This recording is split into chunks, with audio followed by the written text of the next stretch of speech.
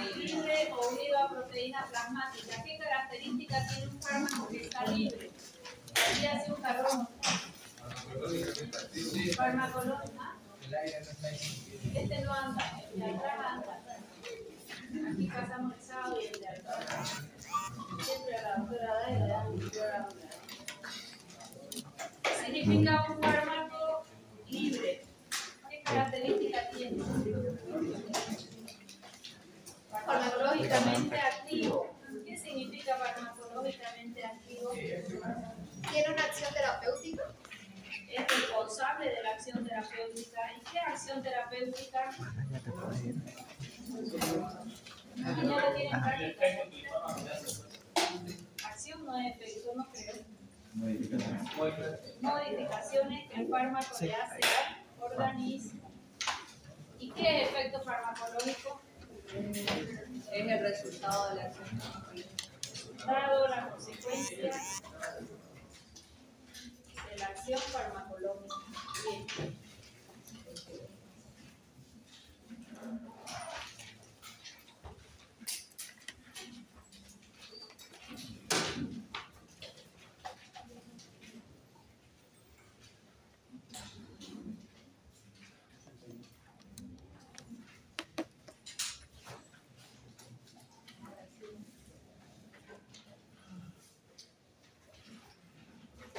Bien, ya habíamos avanzado a absorción. ¿Qué tipo de absorción? ¿Quién necesita un fármaco para ser absorbido en vía oral? Muy liposoluble. ¿Por qué? Porque todas las células tienen una doble membrana lipídica que es liposoluble. ¿Cuántos mecanismos hay de absorción si yo voy a tomar un fármaco por vía oral? Los estudiados mañana tienen práctica. ¿Cuáles son los mecanismos? Sin gasto de energía y con gasto de energía. ¿Quiénes eran con gasto de energía? Con gasto de energía. El transporte activo. ¿De dónde sacaba la energía? De la bomba sodio-potasio ATP ASA. Ok, ¿y el ATP de dónde viene? Del ciclo de Krebs. ¿Y quién entra al ciclo de Krebs para dar ATP? Acetil. Piruvato es la primera transformación. Antes de piruvato, dos moléculas de piruvato hacen una glucosa. Primero la glucosa. Si la glucosa se acabó, recién van a entrar. ¿Quién entra si la glucosa se acabó? Los lípidos tienen todavía un mecanismo mucho más lento con varias etapas bioquímicas antes de dar ATP. Los lípidos y finalmente la proteína. ¿Y la difusión simple en qué consiste? A través de un gradiente de concentración de mayor a menor. Como ya es liposoluble, entonces eso va a pasar sin gasto de energía. ¿Y los transportadores, para quién eran los transportadores? Para la difusión facilitada. ¿Y por qué se caracterizaba un transportador? Por ser selectivo y saturable. Okay. ¿Quién actualmente no, fisiológicamente utiliza los transportadores para ser absorbidos? La glucosa, el agua no.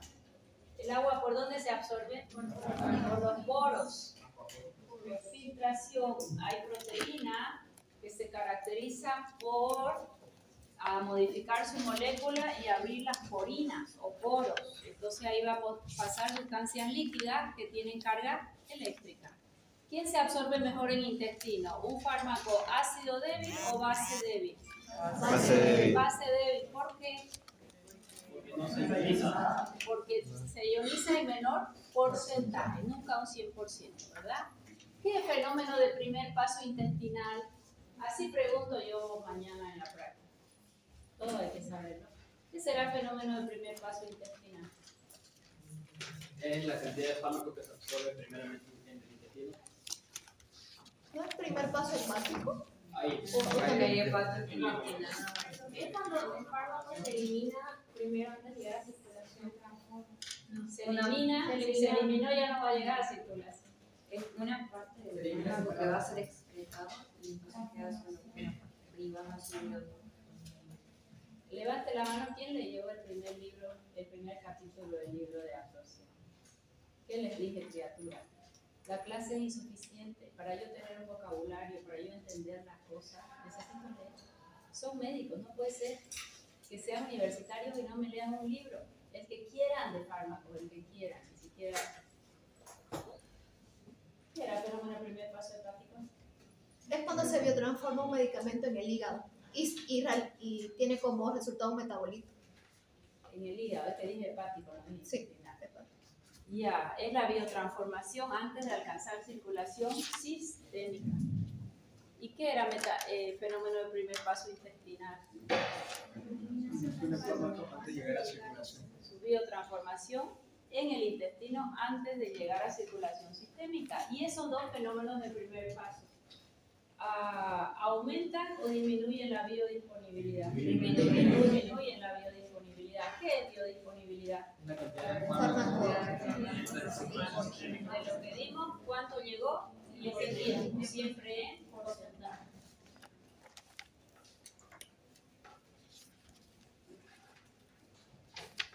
Días de administración, mañana las pregunto con todas sus características, eso va para el examen. Ya vimos distribución y nos habíamos quedado un poquito por acá. Encontramos el fármaco libre y el fármaco unido a proteína plasmática. Fármaco libre, farmacológicamente activo. Unido a proteína plasmática. Está unido a una proteína tan grande que no alcanza a salir de circulación. No ingresa al hígado, no se puede eliminar por el riñón. Podemos decir que es un fármaco que está en depósito. ¿Qué tipo de equilibrio tengo entre el fármaco libre y el unido a proteína plasmática? Equilibrio dinámico. Equilibrio dinámico. ¿Qué significa equilibrio dinámico?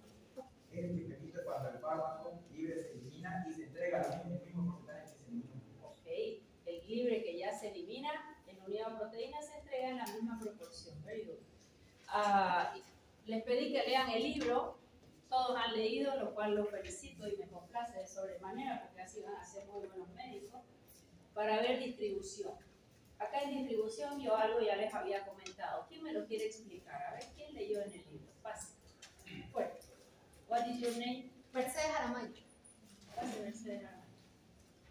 Aquí podemos hablar del BAD, volumen de distribución, y cierta cantidad de fármaco, según su BAD, va a estar solo en sangre, en el espacio intersticial, dentro de la célula o muy unida a la célula. A ver, en este caso se encuentra el medicamento dentro de la célula, como en un compartimiento. Aquí simplemente está en la sangre y aquí se encuentra fuera de la célula. Eso depende también de su BAD, que si es poco va a estar en sangre y si es muy alto va a estar dentro de la célula. ¿Por ejemplo, qué? el 20. ¿Por qué?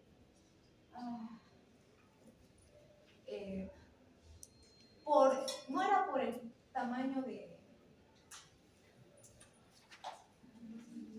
glicosilurico. Por ejemplo, sería 20 y aquí 0,2. Un ejemplo de cuando está en sangre. ¿De dónde sale el 20? ¿De dónde sale el 0,2?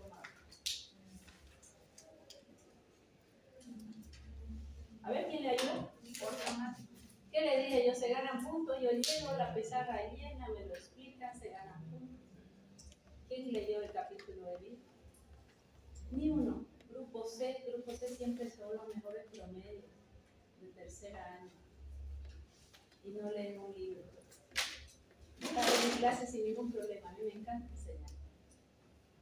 Pero no puede ser que no lean un libro estudiantes de medicina. A mí me da mucha vergüenza.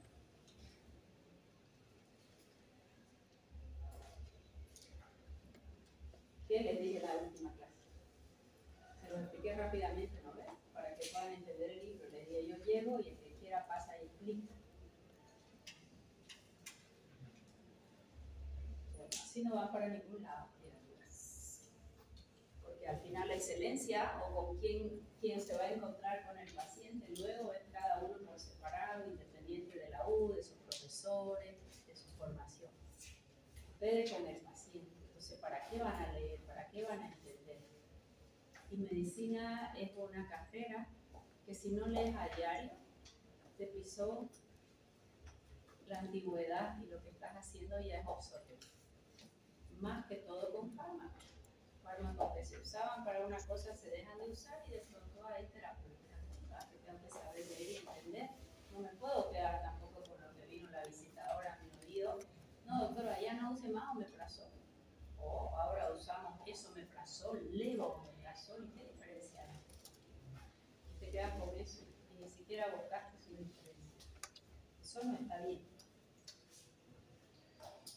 Volumen aparente de distribución, ¿qué significa? El volumen en el que el fármaco se va a diluir, por eso se llama VAB. ¿Por qué se llama aparente? Les decía, porque hay lugares donde no lo puedo medir. Entonces, básicamente es el volumen en el que se distribuye un fármaco. Yo les había dicho, por ejemplo, un recién nacido tiene mucho volumen de agua. Les hablé de un 80%. Dentro de ese 80%, yo les decía que 0,2 y 0,6, si sumas es 0,8. Este 80% lo podemos considerar como está en porcentaje 0,8 litros por kilo. Así se expresa el VAD, volumen de distribución. 0,2, que equivale a un 20% de agua, está fuera de la célula, entonces le vamos a llamar que es agua del extracelular. Y yo acá voy mirando, acá recién está en el intravascular mi fármaco. Por fuera aquí hay una célula y hay un espacio intercelular. De pronto acá ya el fármaco se ha distribuido. ¿Dónde está? Está en este líquido entre las células, pero en las células no hay fármaco. O sea que el fármaco está en el extracelular. Si está en el extracelular, ¿cómo yo voy a saber? Si yo solo voy a ver un VAD en mi libro, cuando yo estudie, y el VAD dice 0,2 litros por kilo, dice, este fármaco, por ejemplo, una penicilina, tiene un VAD, creo que es 0,1 de la penicilina, 0,2 litros por kilo. ¿Yo qué voy a pensar? Que ese fármaco nunca va a entrar dentro de la célula, porque está en el agua, está fuera de la célula, como en este compartimiento. Entonces yo voy a decir, este fármaco es del extracelular. ¿Para qué me sirve saber su valor de VAD? Para saber si el fármaco queda fuera de la célula o dentro de la célula, o el fármaco se acumula. Si pasa de 0,2, que ya sea 0,3, 0,4, 0,6, 0,8 litros por kilogramo, ¿qué va a pasar? Ese fármaco ya no solo está fuera de la célula, sino también, fíjese que esto es una célula y ahí hay fármaco.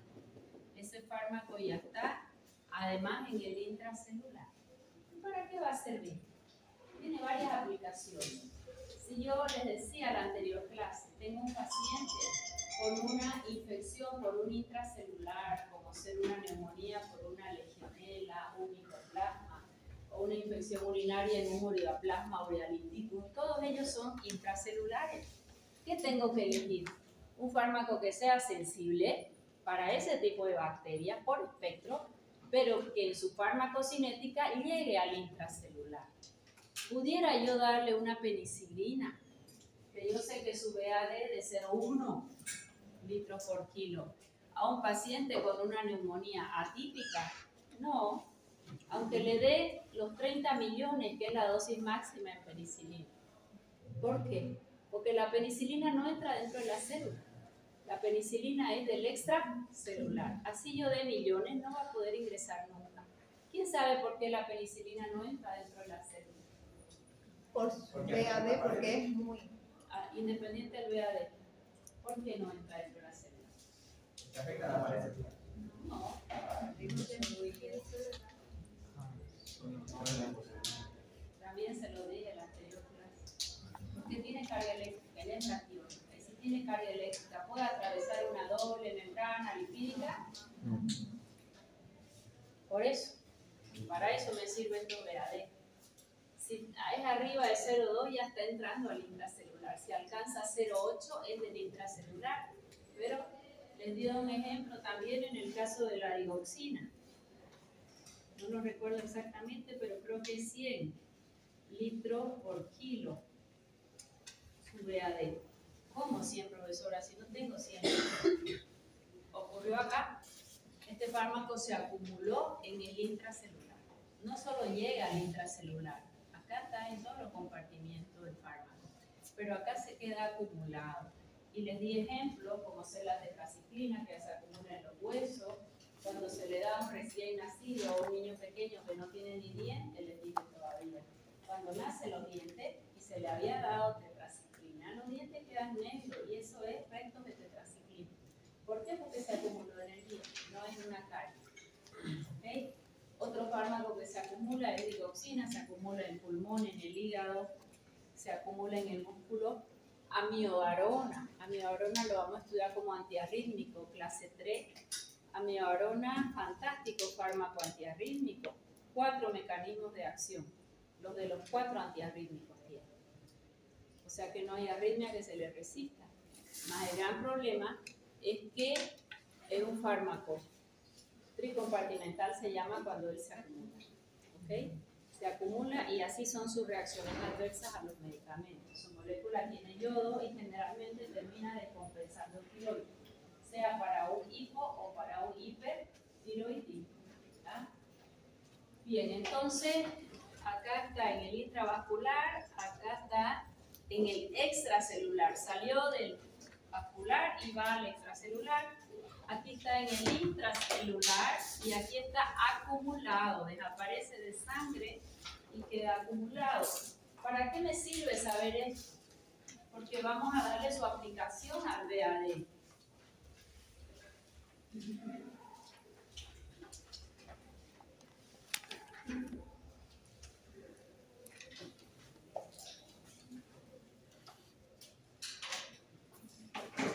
De acuerdo a esa distribución, lo que vamos a saber es sus volúmenes aparentes de distribución, cómo es que se comporta de acuerdo a los modelos.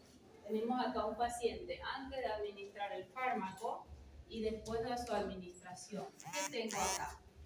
Coloqué el fármaco, todo su cuerpo. En todo su cuerpo voy a tener fármaco.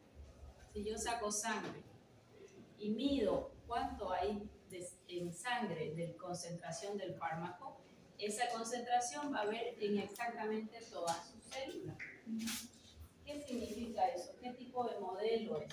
Monocompartimental. Antes de la administración, inmediatamente después de la administración, ¿a dónde va el fármaco? Órganos más irrigados. ¿Quiénes son los órganos más irrigados? Pulmón, corazón y el hígado. Y rápidamente después de los órganos más irrigados, todo el cuerpo del paciente se comporta como si fuera un solo compartimiento. Ese es un fármaco que sufre un modelo de distribución monocompartimental. Todo el cuerpo se va a comportar como si fuera un solo compartimiento. Si yo sé que el fármaco sufre un modelo de distribución monocompartimental y yo quiero saber qué concentración llegó al pulmón, ¿cómo puedo hacer? ¿Voy a sacar un poco de pulmón? No. Si yo sé que ese fármaco sufre un modelo monocompartimental, solo con sacar sangre, leemos la concentración y la misma concentración va a haber en todo el organismo. ¿Será un fármaco liposoluble o no liposoluble? Si yo estoy hablando de cualquier lugar del cuerpo, liposoluble. Ese no será nunca una penicilina. Penicilina no va a llegar al sistema nervioso central. ¿Por qué, profesora? Si meningitis es una primera elección, es una meningitis por meningococo y por neumococo. Porque cuando hay meningitis, barrera hematoencefálica abre un espacio, se vuelve hiperpermeable y por ahí pasa la penicilina. En la medida que disminuye la inflamación, nuevamente se cierra y ya no la deja entrar. Si yo voy a usar en un paciente una penicilina intramuscular benzatínica, porque tiene faringoamidalitis, ese paciente nunca le va a llegar al sistema nervioso central. ¿Cuándo va a llegar la penicilina que tiene carga eléctrica? Solo en casos de meningitis, donde hay alteración de la permeabilidad de la barrera hematoencefálica.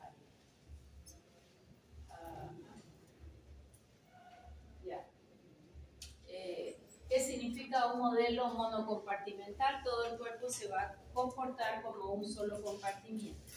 ¿Qué significa el modelo bicompartimental? Colocamos el fármaco, va a los órganos más irrigados, va hacia los órganos más irrigados,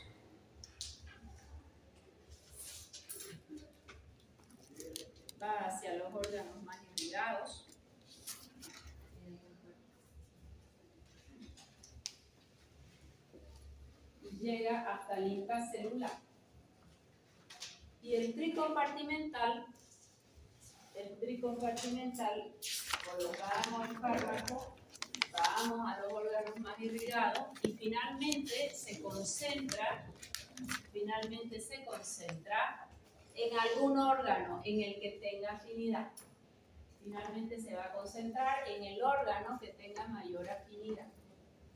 En algunos casos los huesos, en otros músculos, en nuestro corazón, en el ojo, en el oído. Este es un fármaco de distribución tricompartimental.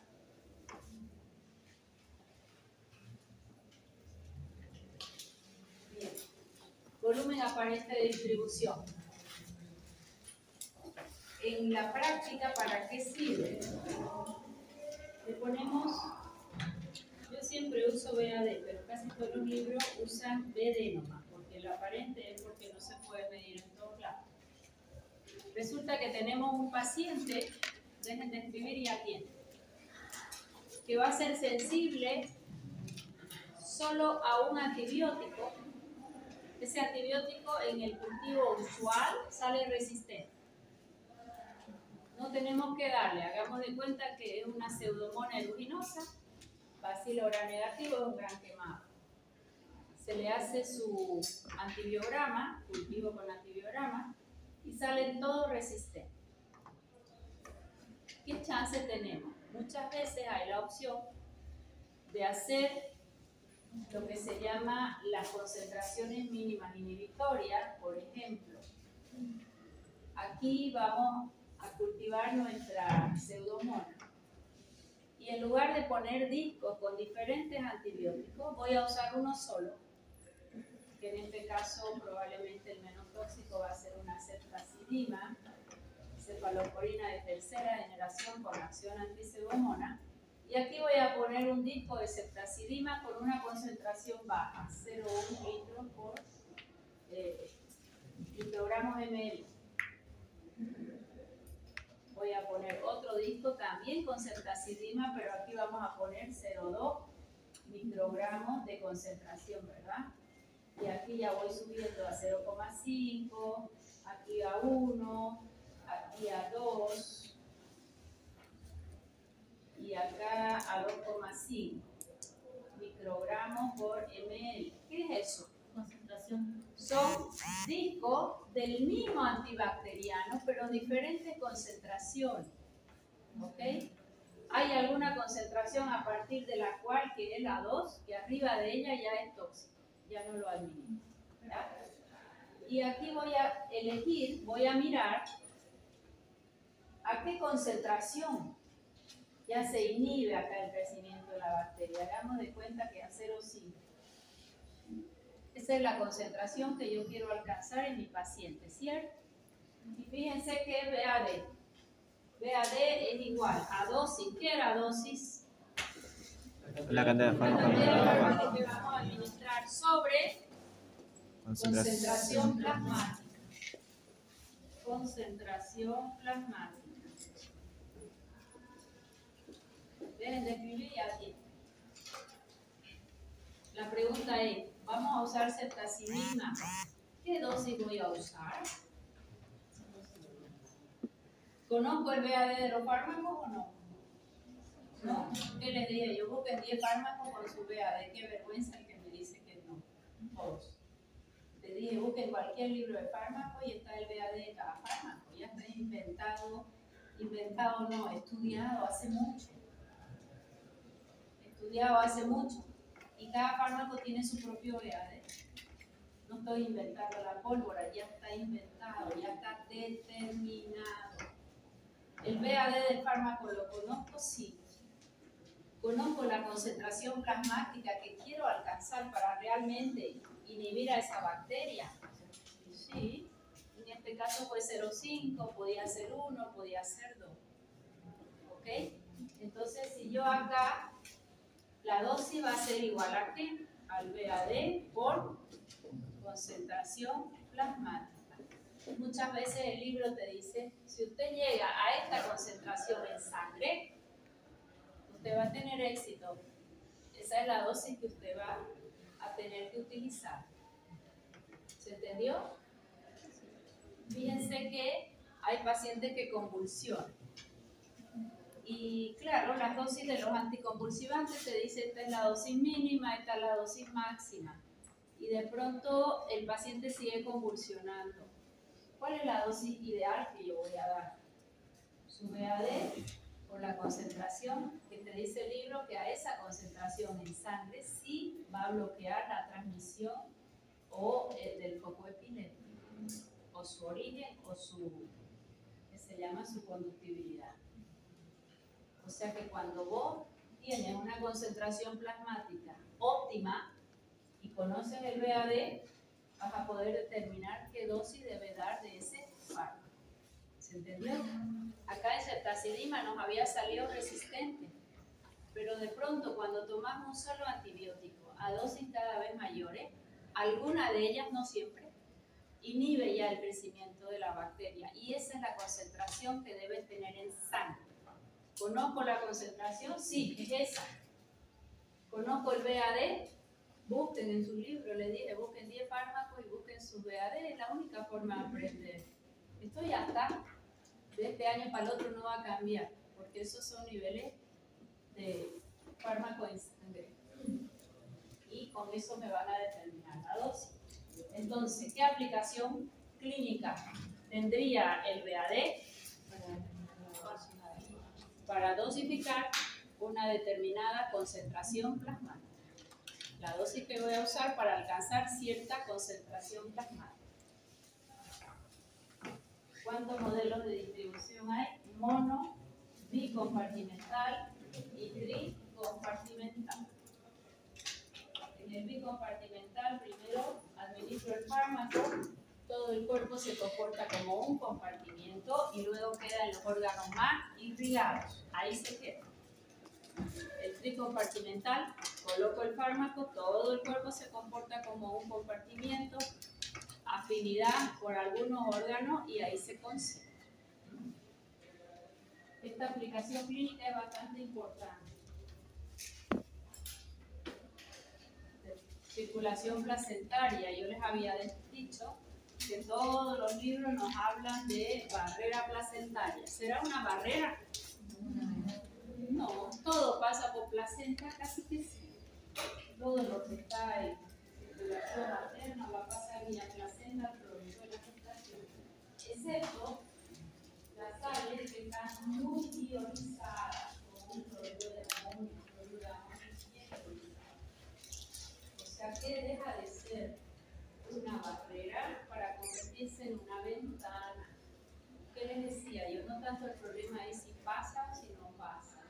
El problema es que una vez ingresa al producto de la gestación, él tiene su sistema inmaduro de biotransformación y excreción y puede alcanzar mayores concentraciones en el feto, mucho mayores a las maternas. Una mamá que recibe una aminoglucosa o una infantilidad, su cuerpo lo va a ir depurando y cada vez entra menos concentración a los labopanos. En el caso del producto de la gestación, no. Todo es mucho más inmaduro. Entonces, el gran problema no es si pasa o no pasa. Para mí, el gran problema es que si pasa, que casi todos pasan, se alcanza alta concentración. Y si alcanza alta concentración, su toxicidad va a ser mayor. ¿Los fármacos se dan en el embarazo? Sí. en el embarazo la mamá se enferma o no? Sí. ¿Voy a dejarla con infección urinaria? No. ¿Voy a dejarla con meningitis? No. ¿Voy a dejarla con una colelitiasis o una colangitis? No. Entonces empezamos a usar fármacos. La mamá es hipertensa, tengo que darle un fármaco. La mamá hace diabetes gestacional, tengo que dar fármaco. Entonces, ¿cómo hacemos si en las embarazadas no hay ensayos clínicos? Ensayo clínico, yo les hablé en la clase anterior, que para que un fármaco salga al comercio tiene que pasar 4 etapas. Primero, la etapa 0 en animales de experimentación, que ya no siempre se hace. La 1, les dije, en individuos sanos. ¿Y para qué quiere alguien estudiar un fármaco en alguien que está sano? Para ver los efectos adversos. Y antes que los adversos, su farmacocinética. Doy 100 miligramos, voy a sacarle sangre a ver cuánto llega, vemos la orina para ver cómo se elimina, si está activo, inactivo, metabolito, cuánto dura, su farmacocinética y también reacciones adversas. La fase 2 ya trabaja con pacientes, pero no muchos pacientes. ¿Cómo son los pacientes que ingresan a los ensayos clínicos? Saludable, con una sola patología. Si vamos a estudiar un antihipertensivo, solo hipertenso. En la actualidad no es solo de hipertenso el paciente. Entonces, no es extrapolable. Y luego en mayor cantidad de pacientes, que ahí sí medimos la efectividad, reacciones adversas, seguimos viendo farmacocinética. Y la fase 4 es cuando ya el fármaco se libera y cualquiera puede utilizarlo, está indicado, ¿verdad? Entonces, fíjense ustedes que en ningún momento yo les dije que pacientes embarazadas van a utilizar el fármaco. Si yo estoy embarazada, ¿será que voy a hacer para un ensayo clínico, voy a ser voluntaria? Para que me pongan algún fármaco a ver cómo nace mi hijo. Eso está contra la ética. ¿Qué es lo único que se sabe en el embarazo? Pacientes que han enfermado, se ha tenido que revisar un poquito qué pasó en animales de experimentación y ver beneficios riesgos. ¿Qué es peor para el feto? ¿Que la mamá convulsione o el fármaco?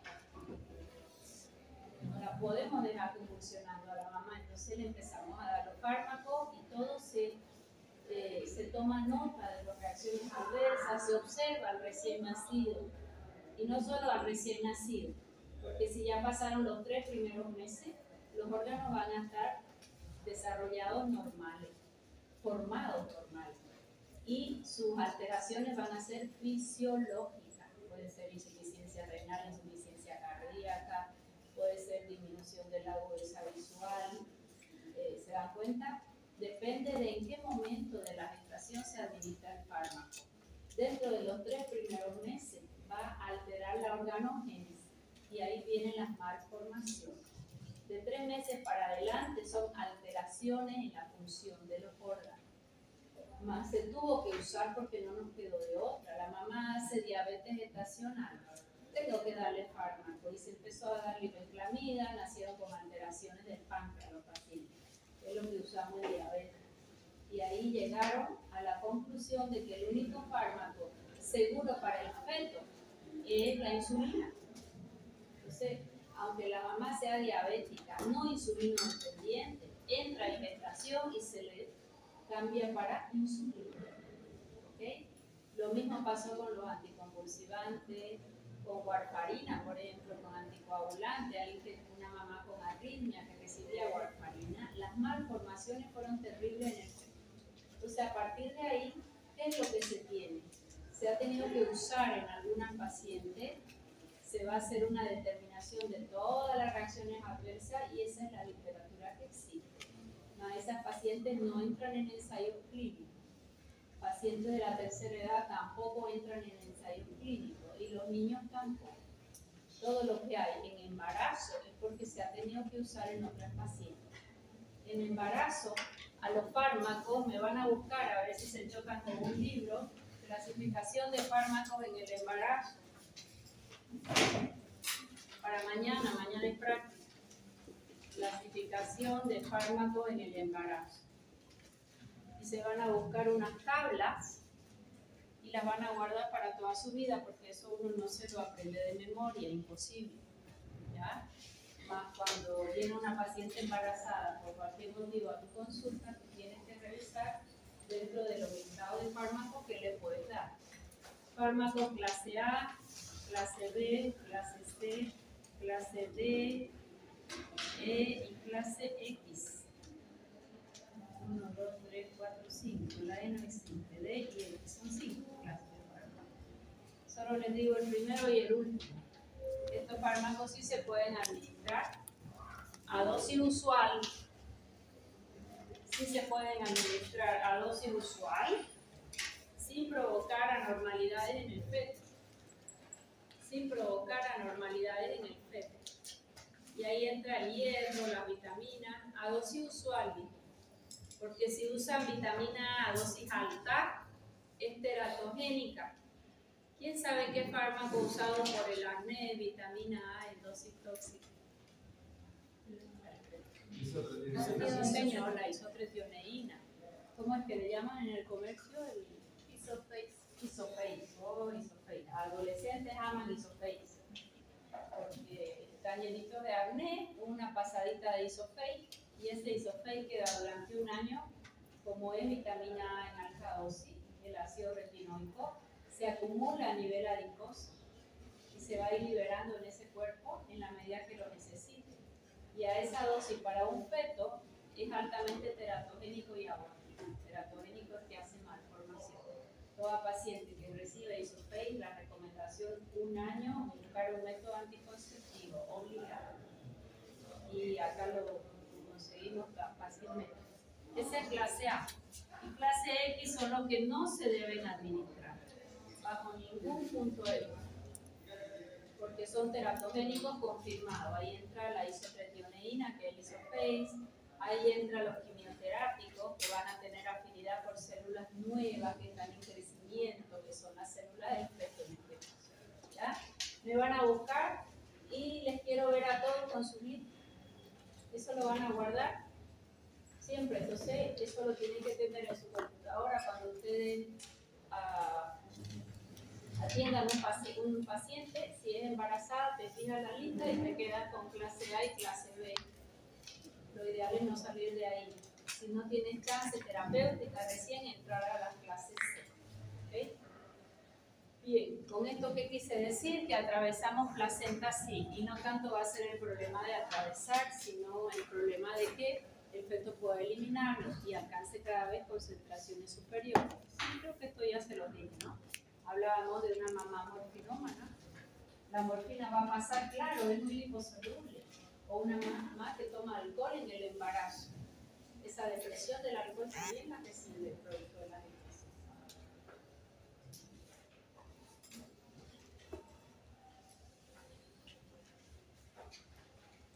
Bien.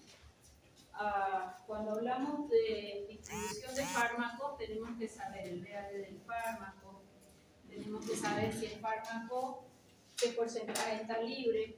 Generalmente cuando hacemos farmacocinética y hacemos distribución, ponemos el fármaco, su modelo, si es mono, bio, tricompartimental, ponemos su VAD, hagamos de cuenta que es 0,2 litros por kilo. ¿Qué voy a pensar? ¿Es del extra o del intra? Del extra. Extracelular, ok. Y de ahí ponemos VHE si atraviesa barrera hematoencefálica y si atraviesa placenta. Entonces, cuando estudiemos un fármaco, le vamos a estudiar su absorción. En absorción vamos a decir, tiene de biodisponibilidad 50%, su mecanismo de absorción es por transporte activo, se absorbe en tal porcentaje. Distribución. Este medicamento tiene un VAD de tanto, tiene un modelo de distribución tricompartimental, entonces yo voy a saber que se acumula. Barrera hematoencefálica no atraviesa. Si no atraviesa, ¿qué me está diciendo? ¿Liposoluble o no liposoluble? No liposoluble. ¿Por qué? Porque yo tengo las uniones estrechas, acá no se ve muy bonito, pero muy claro esto, ¿no? Las uniones estrechas en barrera hematoencefálica. Aquí hay algo importante. Nosotros tenemos el intestino también una barrera intestinal, que es una membrana. En la mayoría de los pacientes, a nivel intestinal, estoy hablando de duodeno, por tipos de alimentación, por estrés, por barrido de flora de intestino, por disbiosis, hay una hiperpermeabilidad de intestino. ¿Qué significa? Que si este es el intestino, acá tengo sus enterocitos pegaditos entre sí. Viene el alimento y por ahí se absorbe lo liposoluble, ¿verdad? ¿Qué es un intestino hiperpermeable? Esto es un concepto que manejamos mucho hoy en día. Resulta que esos enterocitos, en lugar de estar pegados entre sí, así como un balde que le ha hecho agujeritos, van a haber unos agujeros y están separadas entre ellos estos enterocitos. Esto se llama intestino hiperpermeable. ¿Qué puede ocurrir aquí? Gran cantidad de cosas puede ocurrir. Por aquí nos pasaban moléculas más grandes, que pueden ser proteínas saludables, proteínas más grandes mal digeridas que ingresan a circulación sistémica, actúan como antígenos y el antígeno da lugar a la formación de ¿qué? Gracias. Y este es el origen de gran parte de las enfermedades autoinmunes, desde una artritis reumatoidea, una tiroiditis de Hashimoto, esta membrana hiperpermeable en intestino.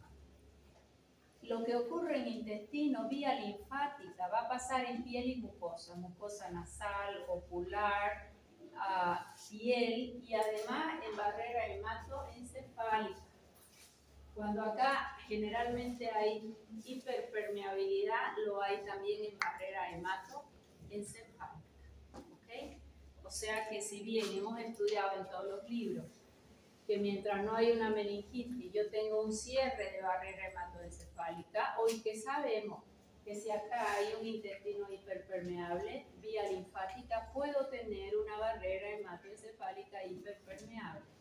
Y eso lo verificamos muy bien con niños del espectro autista o con déficit de atención e hiperactividad. De acuerdo a cómo está el intestino o alimentos que ellos reciben, esta agresión a nivel sistema nervioso central y empieza mayor agresión. Esto se queda hiperpermeable y esto también. Más el libro te dice, solo en meningitis va a haber hiperpermeabilidad. Pero si buscan literaturas más modernas, esa conexión vía linfática por el sistema GAL o el sistema MAD, tejido linfoideo asociado a la mucosa, y barrera hematoencefálica es considerada como una mucosa. Lo que le va a pasar al intestino va a pasar vía linfática a toda la barrera hematoencefálica. ¿Ya? Bien, entonces barrera hematoencefálica, en teoría, ¿quién va a pasar? Solo va a pasar fármacos liposolubles o su fracción liposoluble. ¿Por qué? Porque las células están pegaditas entre sí. Cuando ellas abren su espacio, en una meningitis, por ejemplo, ¿no? Eso sí te lo menciona el libro. Penicilina, si yo pongo a alguien sin meningitis, no llega al sistema nervioso central. Más, cuando hay meningitis se alcanza y es un fármaco de lujo porque tiene baja toxicidad y excelente sensibilidad. Más, lo que estamos viendo en el día a día es que hay pacientes que salen de un régimen, por ejemplo, un intolerante al gluten y comió gluten y automáticamente hay dolor de cabeza, cefaleas intensas y migraña. El paciente sabe que cuando les mejora el intestino, fácilmente voy a tener un efecto en barrera hematoencefálica. El niño venía bien, cuidábamos del gluten, de sus azúcares, de los lácteos a un cumpleaños y vuelve súper irritable, agresivo, se quiere golpear, niños especiales. Yo trabajo muchos niños del espectro autista. Y la mamá te dice, es clarito, doctora, yo me descuido, viene mi madre o mi suegra, me le dan los caramelos, me les dan los alimentos ricos en gluten y empieza otra vez el comportamiento, el aleteo, los signos de alarma que ya venían bastante mejor controlados. ¿Ok? O sea que ahí está determinada la relación eje intestino-cerebro. De eso se está hablando mucho hoy en día. y está totalmente comprobado, o sea que ahí tienen que agarrarle literatura, porque esos son los pacientes que ustedes van a atender. Antes, dentro del espectro autista, era 2 o 3 niños de cada 100 nacimientos. Para el 2026 está determinado que por lo menos 23 nacimientos de cada 100 estarán dentro del espectro autista. Y es por una suma de cosas. ¿Se entendió? Y a esos niños que están dentro del espectro, yo ya los recibo cuando han hecho de todo. Han ido al neurólogo, les han hecho todos los estudios y el neurólogo dice todo está normal. Más la conducta del niño no está normal. ¿Se entendió? O sea que son alteraciones que se llaman epigenéticas. ¿Qué es epigenético? Alteraciones por los estilos de vida. No son alteraciones fisiológicas, no nació con autismo. A mamá te dice, este niño era perfecto, 2 años hablaba, corría, te miraba, y después de su vacuna o de tal evento, empezó solo a mirar los ventiladores, empezó el aleteo, le llamas y no te mira, ya no juega con sus hermanos, grita, aletea, enciende la licuadora y grita más y se tapa los oídos. Cada uno tiene sus signos de alarma diferentes. ¿De acuerdo? Eso les toca para ustedes, porque esto está creciendo cada vez más. ¿Qué relación hay? Está claramente determinado intestino con barrera hemato-encefálica. ¿Está claro? Sí. Ahí tienen para leer, para tirar para arriba. Bien, cuando yo les estudiemos un fármaco y les diga, a ver, háblenme de su farmacocinética, hasta aquí, ¿qué me van a decir? Así como acá han hablado de distribución, aquí van a hablar de absorción. Profesor, es un fármaco que se da en vía oral. Su mecanismo de absorción probablemente es por difusión simple o difusión facilitada o filtración o usando transportadores. Su biodisponibilidad es de un 80%. Tendrán que saber qué es biodisponibilidad. Y como es un fármaco básico, su absorción es de preferencia en el duodeno. Absorciones de preferencia en duodeno. Entonces así vamos a estudiar farmacocinética de cada fármaco. Absorción, distribución. En distribución vamos a ver, buscar de su VAD, el paso en barrera hematoencefálica llega o no llega, o en placenta, en un probable embarazo, y su unión a proteína plasmática. Es de un 10%, de un 5%, de un 20%, de un 80%, de un 90%, de un 100%.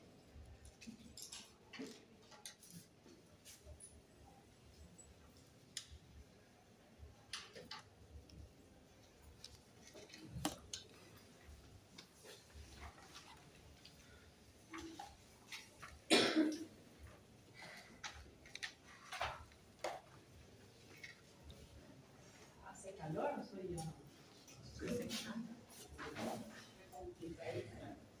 Okay. El fármaco ya se distribuyó. Ahora tiene que, en absorción van a hablar también de biodisponibilidad, fenómeno del primer paso hepático y fenómeno del primer paso intestinal. El fármaco ya cumplió su acción. ¿Cuál es la fracción activa? Fármaco libre, que no está unido a proteína plasmática. Ya llegó hasta donde tenía que ir. Ahora tiene que biotransformarse. ¿Qué es biotransformación? Es la preparación del fármaco para ser eliminado. Voy a preparar al fármaco para ser eliminado. Esa es una definición que no es muy completa para mí. ¿Por qué? Porque yo voy a tomar enalapril. Y el enalapril es inactivo. ¿Qué significa que es inactivo? No tiene acción farmacológica. Y recuerda cuándo empieza a tener acción farmacológica un enalapril. A los años.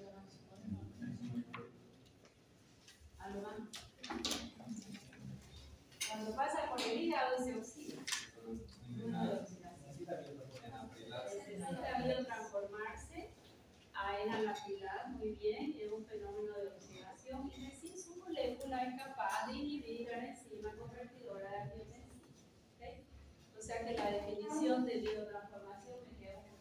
inconclusa la que da el libro. Dice que es la preparación del fármaco para ser eliminado. Más en algunos casos, la biotransformación es capaz de activar el fármaco, como en el caso del enalapril. En algunos casos, la biotransformación es capaz de activar el fármaco. Si yo lo voy a, el 99% es para eliminarse, preparación del fármaco para ser eliminado. Si esta es mi molécula liposoluble, ¿qué tendría que pasar con ella para que ya no pueda absorberse, no pueda tener actividad y se tenga que marchar? Perder liposoluble, se une al receptor para tener actividad, ¿verdad? Y para marcharse, así como esta, va a entrar a cualquier parte de mi célula porque ella es liposoluble. Y todas mis células tienen la doble membrana lipídica. ¿Qué tendrá que hacer ella para que ella no pueda, que no entre para ningún lado? Biotransformarse. Perder su liposolubilidad. Y eso es lo que va a hacer la biotransformación. Le va a eliminar su como es su liposolubilidad. Para ello hay dos tipos de reacción. Reacción de fase 1 y reacciones de fase 2. Las reacciones de fase 1 se llevan a cabo en un complejo enzimático que está en el hígado principalmente, no es el único lugar, llamado del citocromo P450. Lo van a encontrar en los libros como CYP450. Un sistema enzimático de fase 1, donde se encuentra principalmente hígado, se encuentra en el hígado. Citocromo P450. Pregunta de examen. ¿Por qué se llama CYP450? Porque puede refractar la luz en 450. Hace. Eso, muy bien. Todo el mundo dice porque tiene 450 enzimas. Error. Porque es capaz de refractar la luz en 450 hace ese sistema de enzimas. ¿Dónde se encuentra? A nivel hepático. Es importante, importantísimo.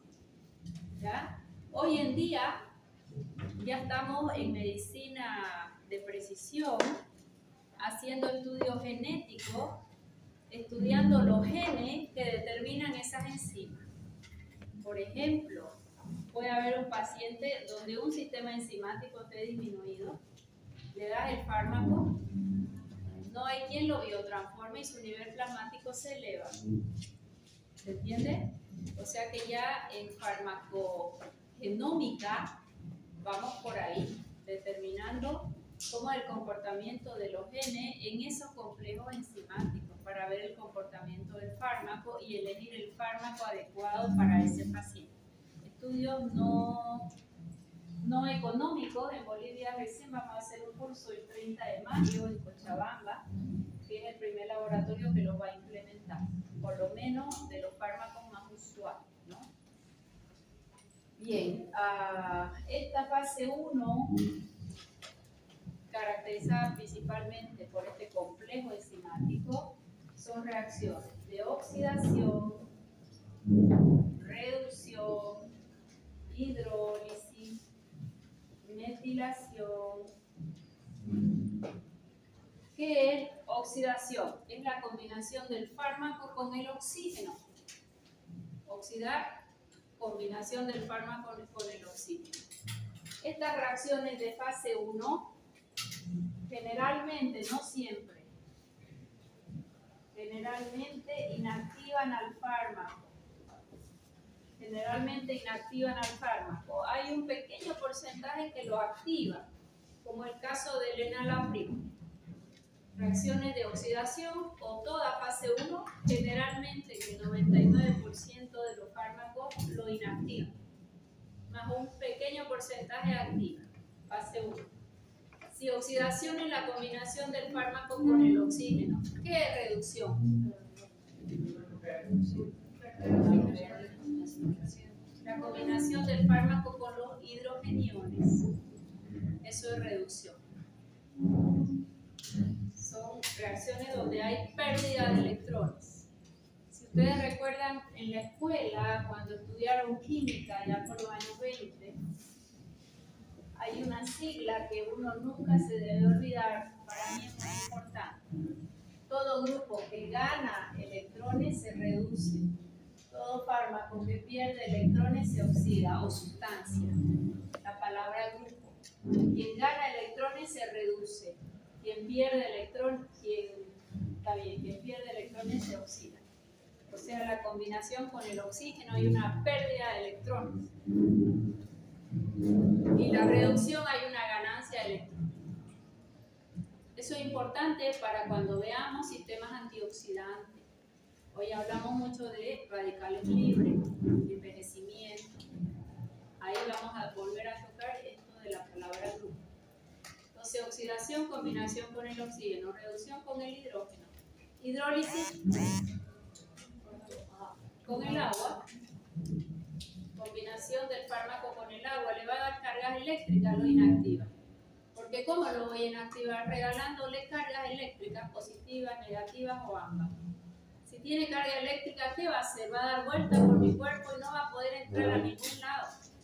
Hasta que buscará un momento que el riñón se lo lleve. ¿Okay? Metilación es la ganancia o la interacción con grupos metilos. Con grupos metilos.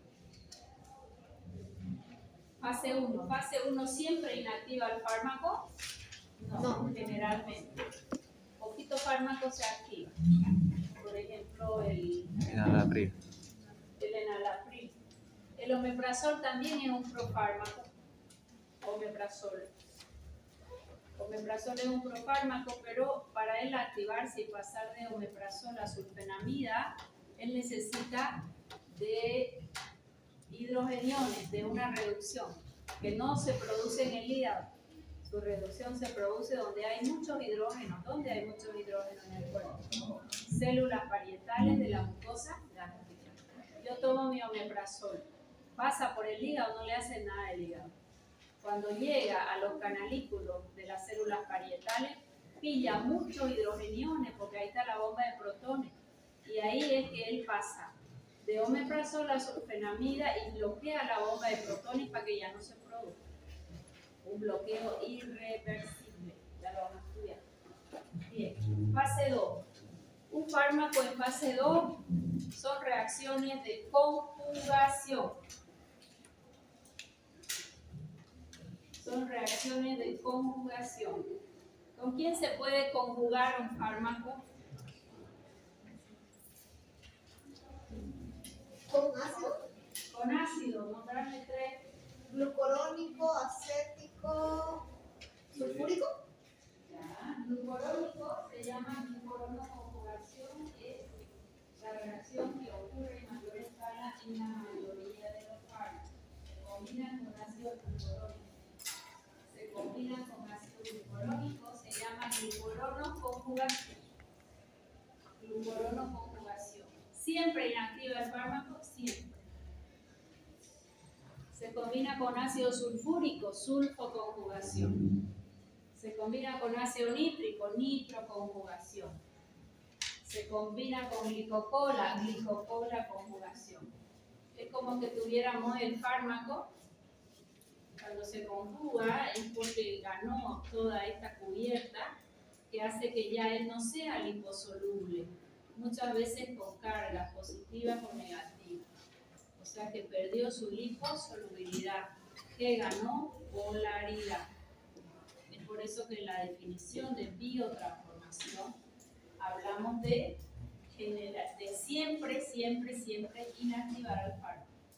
Fase 1 generalmente inactiva, pero fase 2 siempre se inactiva, siempre va a crear cargas eléctricas. Glicocola conjugación, glucuronoconjugación, sulfoconjugación, acetoconjugación con el ácido acético, acetoconjugación con ácido acético, nitrosulfoconjugación. Siempre inactivan al fármaco.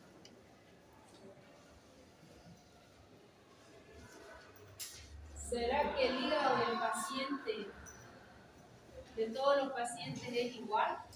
No. ¿Quién sobrecarga el hígado? ¿Quién tiene un hígado sobrecargado? Las personas, Adivine, buen adivinador. los sobrepesos. Nadie lo mira y esto es importante. Sobrepesos. Este paciente es mi alumno, pesa 102 kilos. Tiene una estatura no muy alta, es de 1,68. A esta estatura es un sobrepeso importante. Mi alumno es joven, entonces aquí en sangre le encanta el carbohidrato. Ahorita toca la hora de la merienda y se va a comer 3 chiquitos con una Coca-Cola más un croissant, no sé qué. Uno tras otro, ¿no? O sea, no termino de comer uno que quiero el otro. Una cantidad de glucosa hermosa. La glucosa, ¿quién la tiene que sacar? Esto es sangre, ¿ya? ¿Quién la tiene que sacar de la sangre para no hacerlo diabético? La La insulina. insulina. ¿Quién hace la insulina? El páncreas. Ese pobre del páncreas. El páncreas va a hacer estos puentes, le digo yo a mi paciente, que se llaman insulina.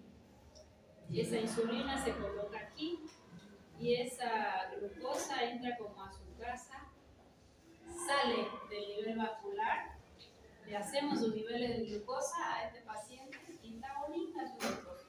¿Por qué? Porque si él comió mucho carbohidrato, tiene que hacer mucha Insulina. y este paciente le pide, todo el mundo le pide insulina, o como es glucosa, 80, 70, no dice doctora, así gordito, soy hipoglicémico, yo de la glucosa ni se preocupe. ¿Por qué no me voy a preocupar? Porque su glucosa es más bien baja, porque mientras más carbohidrato tomó, más insulina tiene que hacer. ¿Qué es lo que le tienes que medir a este paciente? Ningún diabetes, insulina. Porque si la glucosa la va a tener en 65, baja. Y después de que comió se siente mareado y vuelve a comer y se siente mejor. ¿Por qué? Porque este pobre páncreas hizo mucha insulina. En lugar de trabajar al 100%, está trabajando un 500%. Puede trabajar, sí, porque es joven. Si comes más carbohidratos, más insulina. Más carbohidratos, después de los 50 es otro cuento, o de los 40. Pero aquí, con 20 y pocos años, más carbohidratos, más insulina. ¿Qué va a pasar acá? Como hay mucha insulina, sale para fuera del vascular. La glucosa, encima no hace ejercicio, no la usa. ¿Quién se sacrifica? Superhígado. Superhígado dice, yo me voy a sacrificar de primero. Toda la glucosa que él comió y que no usó, tráigamela para mí. Para no hacerlo diabético, yo me voy a sacrificar. Y vienen todas las glucosillas y forman triglicéridos. Y voy a tener un hígado graso. Doctora, pero pídame, ya va a ver mis transaminasas, AST, ALT y DGT bonitas. Son bonitas, pero pide la ecografía y ahí es que se ve el infiltrado graso. Tienen que pasar varios años y esto mantener para que recién las enzimas hepáticas empiecen a elevarse. Pero este hígado está con infiltraciones grasas. ¿Por qué llegué ahí? Porque estoy en biotransformación. Este hígado que está lleno de grasa, ¿será que va a tener la misma biotransformación que un hígado de un paciente, estudiante de medicina, que se levanta a 5 de la mañana, que hace una hora de gimnasia, que se queda con su libro de farmacología hora y media todos los días de su vida para ser bueno, que va a comer una fruta, otro día va a comer un omelette de huevos con vegetales, más carbohidratos, puede comerse un camote perfectamente. Lucidez mental, ¿cómo va a estar ese hígado? Los dos son mis alumnos, los dos tienen la misma edad. Los dos van a tener la misma biotransformación. Okay. Entonces, ¿cuáles son los factores que van a alterar la biotransformación? El estado hepático. Y hay fármacos que son inductores enzimáticos, unos son inductores y otros inhibidores. Inductores enzimáticos y otros son inhibidores. ¿Qué es un fármaco inductor enzimático? Vamos a dar este fármaco al paciente Y él viene y despierta mayor cantidad de enzimas hepáticas. Damos un fármaco al paciente y él va a empezar a dar mayor cantidad de enzimas hepáticas, va a despertar. Porque no es que cuando hay biotransformación todas las enzimas trabajan. Van a trabajar mejor. Este fármaco, si antes trabajaba un 20%, capaz despierta a otro 20% y después fármacos inductores enzimáticos, en la medida que damos dosis repetidas, aumentan la biotransformación, disminuyendo su semivida. Aumentan la biotransformación y le baja su biodisponibilidad o su semivida. Mientras que fármacos inhibidores enzimáticos disminuyen o duermen a las enzimas hepáticas.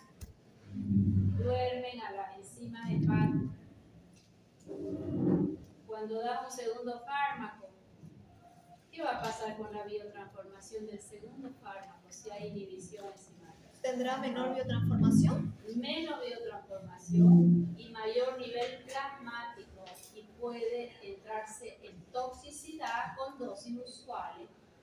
A ver, pensemos. Inhibidor enzimático, las deja quietas las enzimas. Antes trabajaban 20, ahora van a trabajar 5. Y en el segundo fármaco intenta biotransformarse, hay menos enzimas.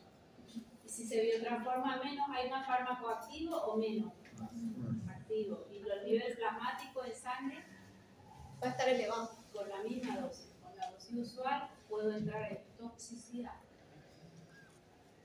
¿Para qué va a ser importante saber esto? Cuando damos más de un fármaco, es interacción de un fármaco con un segundo fármaco. ¿Y será usual las dos fármacos? Vas al cardiólogo y te dice, no, yo solo le voy a ver el corazoncito, señora, de mi paciente así de la consulta. Yo solo le veo su corazoncito y su corazoncito le dio un betabloqueante porque es muy ansiosa, porque tiene una taquiarritmia, pero solo le ve su corazoncito. Vaya al neumólogo que le vea toda esa irritante que tiene, y va al neumólogo y el neumólogo le dice, ¿cómo le va a dar un betabloqueante si le va a hacer mayor broncoespasmo y usted va a hacer su crisis? Pero yo solo le voy a ver el pulmoncito, el otro solo le va a ver el corazoncito, y al final, ¿qué tiene que ver un médico con un paciente? Así sea cardiólogo, así sea hematólogo, así sea lo que sea. No puedes dejar de lado todo lo que toma el paciente, porque un fármaco va a interactuar en el otro, aunque no sea de tu especialidad. Por último le dice, vaya nomás con la doctora Dade que le mire todo, dice, porque parece que ahí no están funcionando bien. Cuando les digo, necesito un chequeo cardiológico, señora, la necesito con su chequeo cardiológico para seguir atendiendo, porque soy especialista. ¿Sabe qué? Yo le veo nomás su corazoncito a ella, que le vea todo lo demás. Y resulta que en todo lo demás hay interacción de un fármaco que él da bloqueo y este otro es agonista del mismo receptor. Lo mismo pasa a nivel de biotransformación. ¿Qué sabemos de biotransformación? Nada. Y damos los fármacos y vayan en el hospital y tomen examen a los prescriptores médicos. ¿Cómo es la biotransformación, doctor, de este fármaco? La dosis sí la saben algunos efectos adversos más frecuentes, capaz el mecanismo, pero será importante saber biotransformación, sí, porque este fármaco interactúa con el otro. ¿Y la tengo que tener aquí? No. Muy difícil, porque son tantas combinaciones. Más, cada que yo tengo más de un fármaco, yo tengo que revisar su literatura. Aunque sea un médico avesado, de muchos años, de mucha trayectoria. ¿Será que vas a meter en tu cabeza todo? No, ahora hay programas bellísimos donde meten un fármaco para ver si interactúa. ¿Será importante eso? Sí, te toma 2 minutos a revisarlo. ¿Se entendió? Más tiene que saber qué es un inhibidor enzimático, qué es un inductor enzimático, qué es una glicocola conjugación, qué es una glucorono conjugación. Si 2 fármacos hacen glucorono conjugación, ¿quién gana? Hay algunos fármacos más afines que otros. El de mayor afinidad. Y Y por último, los dos a dosis media pueden tener el mismo efecto terapéutico, porque están usando todas las enzimas que hacen glucorono conjugación. ¿Qué es inducción enzimática? Que el paciente tiene mayor cantidad de enzimas. El fármaco despierta mayor cantidad de enzimas que pueden biotransformar más al fármaco 2 o 3 o 4. ¿Qué es inhibición enzimática? El fármaco inhibe o duerme la gran parte de las enzimas que van a biotransformar nuestros fármacos. ¿Y qué es autoinducción? Auto por sí mismo, el fenobarbital es un autoinductor. Él por sí mismo despierta más enzimas que lo van a biotransformar y cada vez hay que dar dosis mayor. Autoinducción. Entonces está inhibición enzimática, inducción enzimática y autoinducción. Doctora, hay algunos casos de personas que tienen epilepsia que dicen, yo tomo el mismo medicamento, misma sustancia, misma marca, pero ya no me hace efecto. ¿Podría ser esto de autoinducción? ¿Que las enzimas trabajan más? Algunos hacen autoinducción y otros hacen fenómeno de tolerancia. ¿Qué es tolerancia? Acostumbramiento de la célula al fármaco. Los receptores en los que ella actuaba se vuelven silenciosos y se invaginan. A ver, tolerancia. ¿Qué es tolerancia? Acostumbramiento de la célula al fármaco. Tolerancia es el acostumbramiento de la célula al fármaco. El fármaco ocupa un receptor y si es muy usado, ese receptor se vuelve silencioso. Se imagina, desaparece de la superficie. El receptor se vuelve silencioso. Por lo tanto, ¿qué necesito yo para tener el mismo efecto? Aumentar la dosis. ¿Para qué? Para despertar mayor número, ocupar mayor número de receptores. Necesitamos aumentar dosis para ocupar mayor número de receptores. Acá el caso que dice tu apellido era Aramay. Las dos cosas pueden ser que el fármaco haga una autoinducción al mismo y que cada vez haya que dar dosis mayores, o que el receptor se vuelve silencioso. Esa tolerancia en receptores se da mucho con benzodiazepina. Dice el paciente, antes de dormía con un Neurin, un cuartito, doctora. Eso me duró 5 años. Después imposible. Fui a 0,5. Ahora ya han pasado más de 10 años y con el completito no duermo, y el completito tiene 2 miligramitos. Empezó con 0,5. 0,5 la dejaba noqueado, 0,25. Eso es tolerancia. Se acostumbró la célula al fármaco y los receptores se invaginan, se vuelven silenciosos. ¿Ya? Esta autoinducción es un mecanismo diferente, ¿verdad? De biotransformación. Bien, dejamos ahí. Me falta excreción y termino farmacocinética para entrar en el sistema de linfodepósito.